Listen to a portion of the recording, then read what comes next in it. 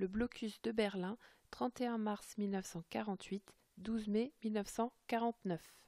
Au lendemain de la Seconde Guerre mondiale, l'Allemagne est découpée en plusieurs zones d'occupation. La zone soviétique, à l'est, la zone américaine, la zone britannique et la zone française, à l'ouest. Berlin, la capitale, est elle-même divisée en plusieurs zones d'occupation. Puis en 1946, les zones américaines, britanniques et françaises fusionnent pour devenir Berlin-Ouest, tandis que Berlin-Est est toujours sous contrôle soviétique.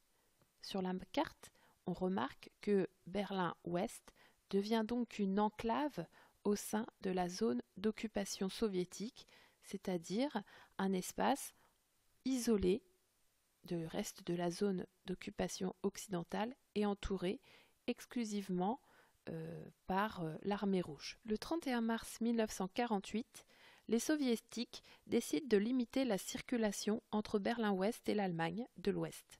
Leur objectif est de chasser les Occidentaux de cette zone en étouffant la ville. Mais en juin 1948, les Occidentaux décident d'introduire une nouvelle monnaie, le Deutschmark, et annoncent leur désir de fonder un État ouest-allemand. Staline impose alors un blocus total de la ville. Pour rappel, un blocus, c'est une action qui consiste à couper une ville de toute communication avec l'extérieur. Ainsi, les autoroutes, les voies ferrées et fluviales sont fermées aux sorties de Berlin-Ouest. Les États-Unis refusent de céder et organisent un pont aérien. Berlin-Ouest, ville de plus de 2 millions d'habitants, est ravitaillée pendant 45 semaines par des avions venus de Francfort. C'est une occasion pour les États-Unis de montrer leur puissance industrielle et militaire. Enfin, le 4 mai 1949, les Soviétiques lèvent brusquement le blocus. Le blocus rend inévitable la coupure de l'Allemagne en deux États. En 1949, l'Allemagne de l'Ouest devient autonome, c'est la naissance de la République fédérale allemande RFA.